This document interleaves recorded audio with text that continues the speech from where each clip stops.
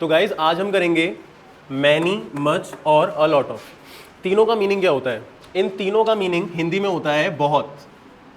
मुझे कहना है मेरे बहुत सारे दोस्त हैं, तो मैं बोल सकता हूँ I have a lot of friends. In fact कई बार हम ये भी बोल सकते हैं आई हैव मैनी फ्रेंड्स। मैंने कहा मेरे पास बहुत सारा समय है, तो I have a lot of time. मेरे पे बहुत सारा समय नहीं है, I don't have much time. तो हम मैनी, मच और अ लॉट ऑफ को किस बेसिस पे कहाँ कहाँ यूज़ करते हैं, क्योंकि तीनों का मतलब एक ही है। सबसे पहली चीज़, मैनी का इस्तेमाल बच्चों ज़्यादातर केसेस के अंदर हम करते हैं काउंटेबल नाउन्स के साथ, और इसका इस्तेमाल हम पॉजिटिव सेंटेंसेस में भी कर सकते हैं और नेगेटिव सेंटेंसेस में भी कर सकते हैं। मच का इस्तेमाल हम करते हैं अनकाउंटेबल नाउन्स के साथ, और इसका इस्तेमाल सिर्फ और सिर्फ नेगेटिव सेंटेंसेस के लिए ही किया जाएगा। और अ लॉट ऑफ का इस्तेमाल हम करते हैं दोनों काउंटेबल और अनकाउंटेबल नाउन्स के साथ, और इसका इस्तेमाल सब तरह के सेंटेंसेस के लिए हो सकता है, जैसे कि पॉजिटिव के लिए हो सकता है, नेगेटिव के लिए हो सकता है, और इसके अलावा इंटरोगेटिव सेंटेंस के लिए भी हो सकता है।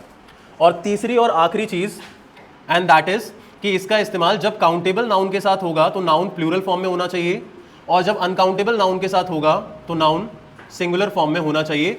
और उसी तरीके से मैनी जब काउंटेबल नाउन के साथ यूज़ होगा तो वहाँ पे नाउन प्लूरल होना चाहिए। तो तीनों के एग्जाम्पल से हम समझते हैं। जैसे एग्जाम्पल के लिए मैनी, तो मैंने आपको बताया मैनी पॉजिटिव और नेगेटिव दोनों के साथ हम यूज़ करेंगे। तो I have many friends, I do not have many friends.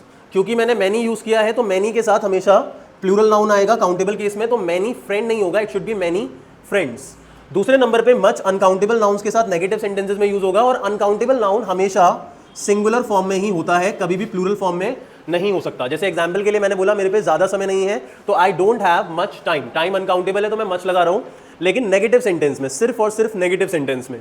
तीसरे नंबर पे अ लॉट ऑफ का इस्तेमाल काउंटेबल और अनकाउंटेबल दोनों के साथ हो सकता है। जैसे I do not have a lot of time भी हो सकता है, और I do not have a lot of friends भी हो सकता है। और नेगेटिव, इंटरोगेटिव और पॉजिटिव तीनों सेंटेंसेस में इसका यूज हो सकता है। हालांकि जब भी हम मैनी और मच की बात करते हैं तो मैनी और मच होता है बहुत, और उसी जगह जब हम अ लॉट ऑफ की बात करते हैं तो अ लॉट ऑफ में जो हमारी क्वांटिटी है वो थोड़ी सी और बढ़ जाती है, और वहां पे इसका हिंदी मीनिंग होता है बहुत सारा।